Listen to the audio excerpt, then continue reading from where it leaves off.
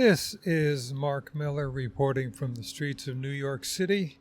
You probably pick up a little bit of traffic in the background as people start honking and I get into some traffic. So, I walked into my local Target store a couple days ago.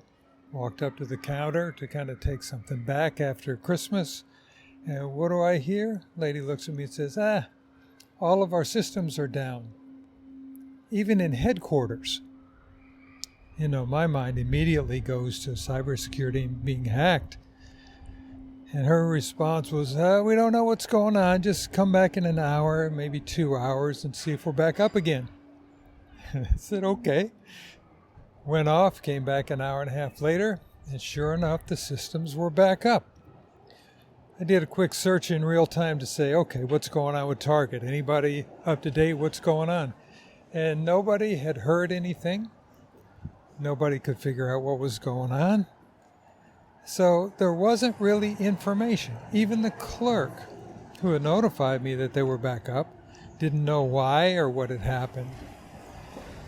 So that brings me to the point of today's talk here, and that is, how do we know with certainty? How do we trust the people that are giving us the news that something is or is not true? And that comes to, was there a breach? Was it hacked? Or was it weather-related because headquarters is in a cold area and something happened to the infrastructure? It's a real dilemma as to what is the trust that we place in the relationships of our news sources. Did some searching this morning, see if there was anything up from what had happened. And sure enough, there on Reddit, employees of Target are having a discussion back and forth of the pitfalls of what's going on at Target as far as the systems go. So I put a link to that in the resources on the 505 website, 505updates.com. Take a look. Think about how you get your news sources, how you get your information, and how you can trust where that information is coming from. All right? Have a good weekend. We'll see you next week.